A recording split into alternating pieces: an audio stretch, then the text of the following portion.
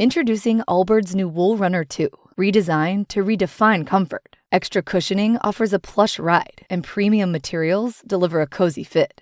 Go to allbirds.com and use code FRESH24 for a free pair of socks with purchase today.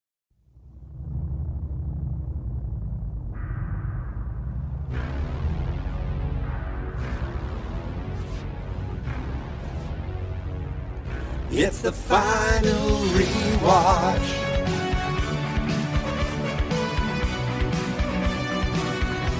The final rewatch. Final rewatch. Oh, it's the final rewatch. Before the new season. It's the final rewatch. I'm watching them all. The final rewatch. Final rewatch.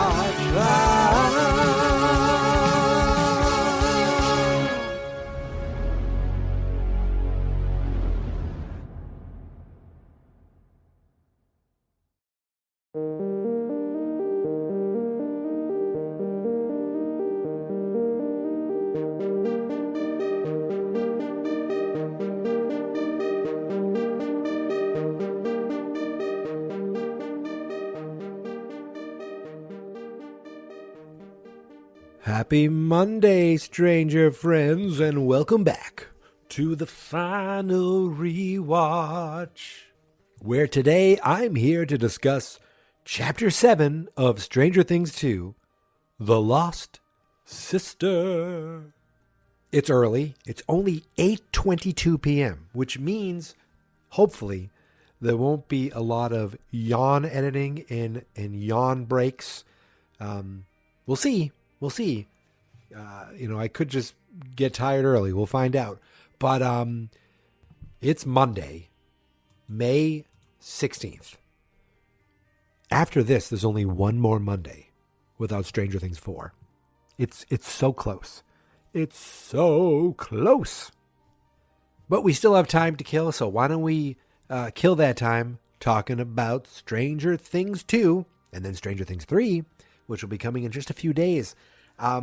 But I want to mention, if you are a listener to the show, which obviously you are because you're listening to it right now, but if you ever wanted to leave a voicemail for the show, you can do that. You go to fansnotexperts.com/strangerdanger, and there's a link right, if you're on your phone, if you're on your computer, it's on the right-hand side. If you're on your phone, you scroll down, there's a thing, leave a message. Also, every episode should have a link where you can leave a voice message as well. And as I say this, I got an alert today that I had a new voicemail message. It was from our friend Jax again. But Jax, I have to tell you, the audio didn't come through. It was 40 seconds of complete silence. I listened twice just to be sure there was nothing I was missing. The audio didn't come through, but I still appreciate you sending in the message and always appreciate you and everyone else who listens. So shall we get started? This episode, I remember when it came out or when it was first watched, this was the one where people were like, this is the worst episode of Stranger Things ever. You know what? I think I agree. But I'm not saying it's bad. It's like saying, you know what? That delicious pizza is just the worst pizza I ever had, but it's still delicious. It's still Stranger Things. We get a world-expanding episode. We get some more of the story, some more of the lore. We get a great moment at the end, a great kind of learning experience for 11. And, this season has 9, this chapter has 9 chapters, or this season has 9 chapters, 9 episodes. So I always felt like this was that extra episode. You get an extra episode. It's almost like it'd be a setting up a spinoff, a Stranger Things spinoff with all new characters. And I'm really happy we didn't get that. Because by the end of this episode, I disliked all of them. Yeah, I'll say it. I read the comic with Kaylee, Into the Fire. right? Into the Fire, which is an old Dawkins song, who I went to go see in concert a few months ago. I don't recommend it. But I don't remember disliking her in that comic book. And I didn't think I remember disliking her when I first saw this. I could be wrong. But this time around, by the end of the episode, I was like hoping they'd get caught by the police. Okay, there I said it. I'll delve into it more as we go through the episode. I feel like this was like my shortest amount of notes in a while. It was kind of a real simple episode. You know, I mean, as far as our main story, this is completely like separate from it. It's happening at the same time that our story's happening. And yesterday when I talked about how Hopper gave this great speech, this great, like, sad, apologetic speech, but 11 wasn't there to hear it, I forgot. I was wrong. She actually does hear it. We'll get there too. So the episode picks up where 11, we last left 11, where she was in the void with her mother, and then she came out and she was telling her Aunt Becky all about everything she saw, about the rainbow room, about this other girl, and she thinks her mother wants her to find this girl. Becky has all these files on all these missing persons, these missing children, so many kids. And it was like, it is scary thinking about that. I mean, we know there are at least 11, but how many really were there? So she tries to use her powers with the television to try to find her. It doesn't work. Now maybe she used too much talking to her mother. I'm not sure. But when she tries again at night, she has kind of a vision of her, and she finds her. She goes down to tell Aunt Becky that she found her. And every time I think Aunt Becky, I want to think a Full House. But that would mean Uncle Jesse would come right around the corner. Imagine if Uncle Jesse, there was just a guy there named Uncle Jesse. So 11 overhears Aunt Becky when she goes downstairs, and she's calling someone saying, I don't know who to talk to. He came by with Joyce Byers, or a woman named Joyce.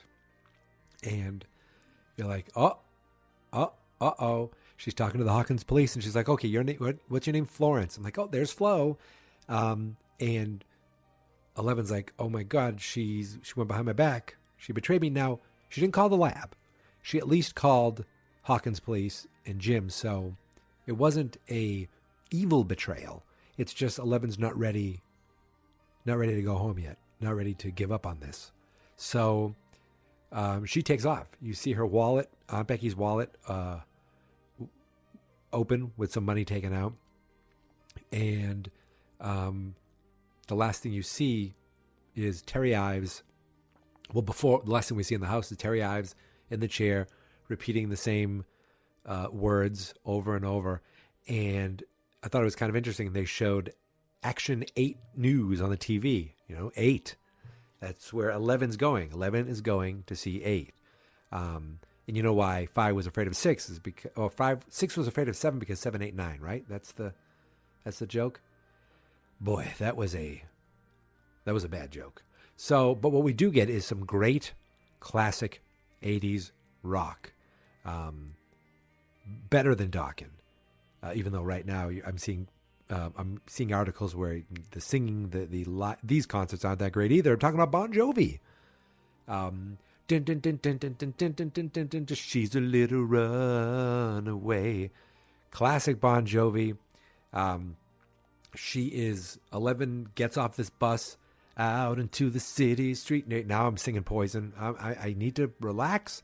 Just focus on the episode. So she gets off this bus in this town. Now, she left Indiana. I don't know where she went. I've lived in this country, the United States of America, my entire life, but I haven't been that far west. I want to say Chicago. I don't remember if we saw any clues. So I'll just say Chicago. Ooh, can you hear that? It's like a downpour going on outside. A deluge. Oh my goodness. I should close this window. I'm not even going to stop recording. Through the power of... This is like, realistic. Like a slice of life moment where you just see me get up, close the window, and come back to the podcast. What do you think of that, huh? Who needs editing? So she gets off the bus, and it seems like everywhere she turns, there's giant buildings, and you see this look on her face like, wow. She loves that she's seeing this. She's never had this experience before. I mean, you remember last year, just seeing the Wheeler's house was like a shock to the system. So now she's seeing this, which would be a shock to anybody, really. Never mind a girl who's lived her whole life in a lab. But every alley is like scary, scary people. Like, wasn't somebody going dead, dead, dead? They're all dead or something like that. She finds this warehouse. Inside, there are all these punks. They're like, what are you doing here? Shirley Temple. Is that what he was calling her? Shirley Temple? Which is probably my favorite drink. All these punks. And then all of a sudden, Callie comes out. She's like, I'm looking for my sister. Are you looking for your sister? Their first thought is to like, be violent to this kid. So already I'm not liking them. And then we see Kaylee. I keep saying Callie. They said Kaylee. And she's like, okay, closing the window didn't really help. The rain is pitter-pattering. It gives it some nice spooky like atmosphere. So Kaylee comes down. She meets Jane. She says, Mama sent me to find you. We're the same. And they look at each other's tattoos like sister. And they hug. And I wanted to say Sistra, which if you ever saw Orphan Black, you'd get that reference. Good TV show. So they hug. They have a nice moment. And you realize, wow, like 11 is finding a bigger, world. She doesn't know everything that's going on in Hawkins right now. So she thinks, they're better off without me. I'm expanding. I'm finding out more about my history.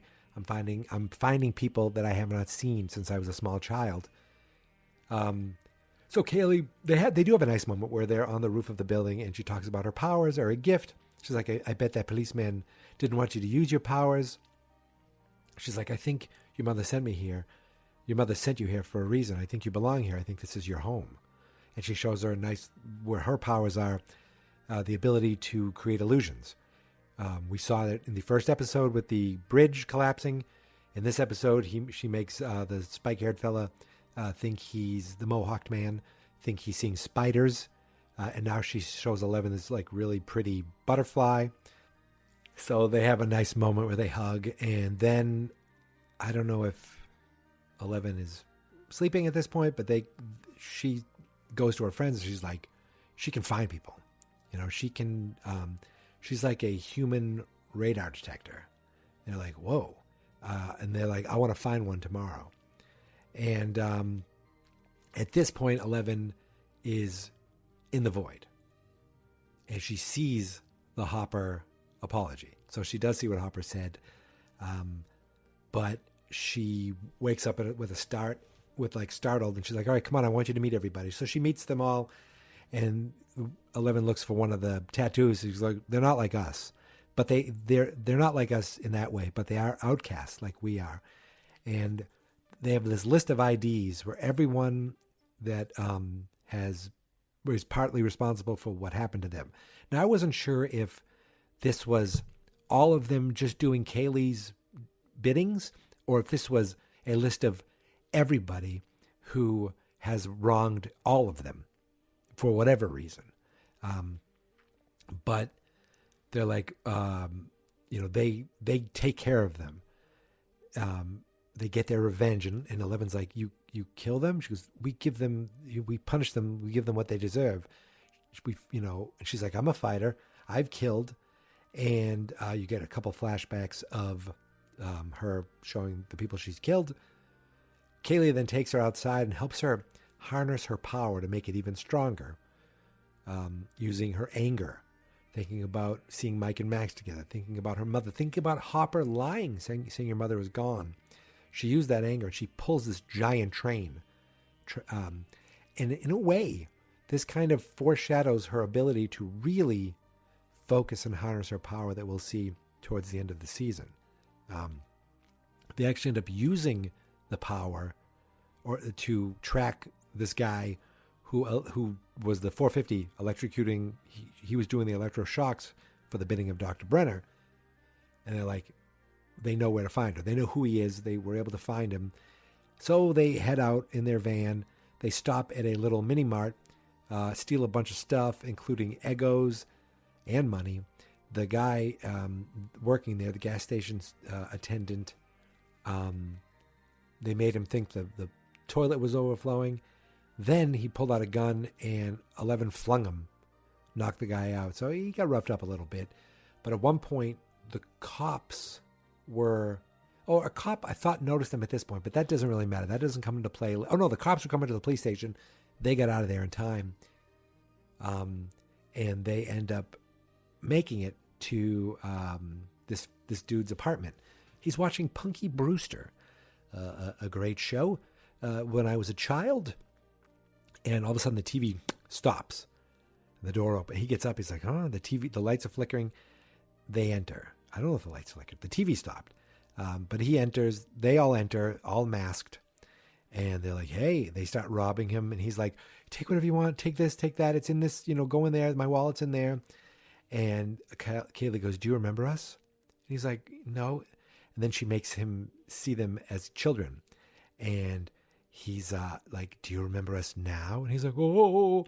So they rough him up, beat him up, and the guy's whimpering and tells him, "Brenner's alive. He's alive. I know how to find him." And she's like, "Papa is dead." "No, he's alive. I can find him."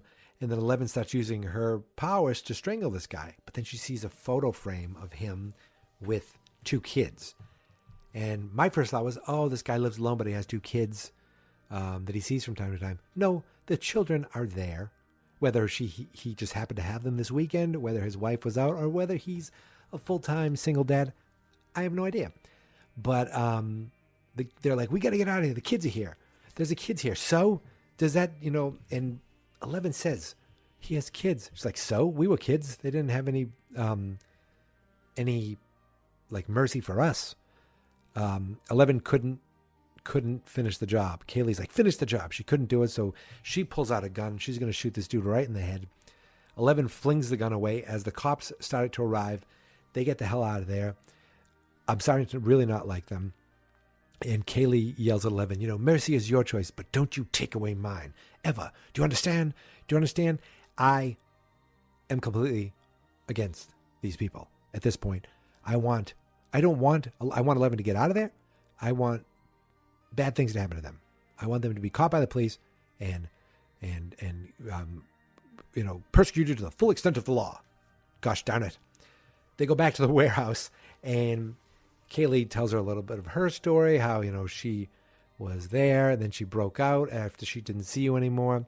How she was with some family, but they couldn't be there for her. So she's been on her own. Then she found people to help her.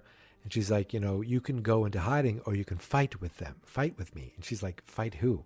"All the people." And then she makes him, all the people that are responsible for this. Then she makes him see Brenner. And, this is very manipulative of Kaylee. I wrote down in my notes, F Kaylee. That's right. Very manipulative of her to make her see this. And he had Brenner come up and go, "You have a terrible wound. It's festering. It's festering. You know what that means? It's like rot. It's spreading." I was like, ooh, there is something rot. There is something spreading. But it isn't 11's wound. It is, back in Hawkins. So I also wrote down, I hate her. I want the cops to catch her. At this point, she's alone again for a little while. She has thoughts of flashbacks of Mike, Dustin, and Hopper. And then she sees the Void. She sees Hopper. They're in the lab. And he's like, "Hey, I was just there. That's a graveyard." And she sees Mike saying, "It's a trap. It's a trap." And I think she's like, "What the hell's going on here?" At this point, the cops break in, and there's a cool trick where Kaylee makes them all look invisible, but then they run out of the warehouse, get to the van, and there's a firefight. They're shooting at police officers. Yep, they're in a firefight with a kid there. Just, But Kaylee does use her powers to make this really cool giant wall that none of the cops go up and touch. But I mean, why would they really need to? I mean, it's enough of an illusion to give them some time. But it starts breaking up. They're like, we need to go. And 11 said, I have to go back to my friends. They cannot save you, Jane. And then she says, no, but I can save them. I was like, yeah! Everything, that entire episode, everything was worth for that moment. I could save them. Yeah. And the next shot we see them get away, and Kaylee's looking out the window like, what the hell was wrong with her? And Kaylee's like upset. And then we see a reflection of 11 in the window, but she's in the bus. And this older woman's like, how are you doing, girl? Are you okay? Let me come over there. You're very young to be traveling alone. Where are you headed? She says, I'm going to my friends. I'm going home. All worth it for that moment. All worth it for her to, she realizes that Mike needs her, that Hopper needs her, that her friends need her. She got some of her history. She got that. She knows her mom. She got that. I don't know what happened. Does anything happen with Terry Ives in part 3? I don't remember. I don't think, but she got her closure there. At least some closure. And she realizes that's not what I want. I don't want to be with these terrible, terrible punks. I want to be with my friends. And that's where she's going. She's going home. I loved it for that moment. The rest was okay. Getting some of the history was okay. But if I was supposed to like these people, if I was supposed to root for them, if I was supposed to care or think they really have 11's best interests in mind, that didn't work. It does. To me, they don't. And that's just how I feel. And now I want 11 to go back. She hasn't seen Mike, or Mike hasn't seen her all effing season. Now we only have 2 episodes left. And I'm pretty sure they don't see each other until like the end of the next episode. If I remember correctly, which I will be reminded of when I watch it tomorrow. But that's tomorrow. Until then, thank you so much for listening. See, I knew this was going to be my shortest episode. Thank you guys so much for listening and subscribing and following and rating and reviewing. You have no idea how much I appreciate it. It is beyond anything I could imagine as far as, I've tried to do podcasts for years. This is the first one that really has found itself an audience, and it's the best audience in the world. And I can't wait, because we're all part of the same audience for Stranger Things. And I can't wait to get back to our friends and see what they're up to next. We all know what's going to happen during the rewatch. It's after that we just don't know. And I'm staying spoiler free as much as possible now. Especially like within the next week, you got to be like hunker down and not click on anything, not see anything. Oh, it's getting so close. So you know the drill, right? You can find me on Twitter and on Instagram at Geek Mentality. You can find the show on Twitter at StrangerDPod. And of course, every episode, everything about this show you can find at who cares? This episode's short. I don't have to edit that out. You can find it fansnotexperts.com/stranger danger. So until tomorrow, my friends. Oh, did I just put on an announcer voice? In a world where things get strange, there's one thing you can know for sure. With this television show and this podcast, they'll get stranger? I don't know. I completely ad-libbed that, and it shows.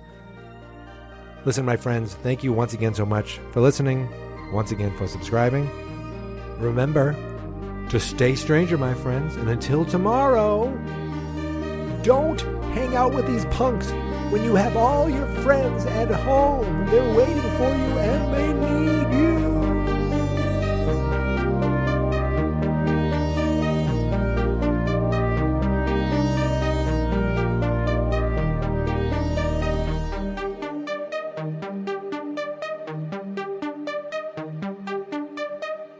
Fans not experts.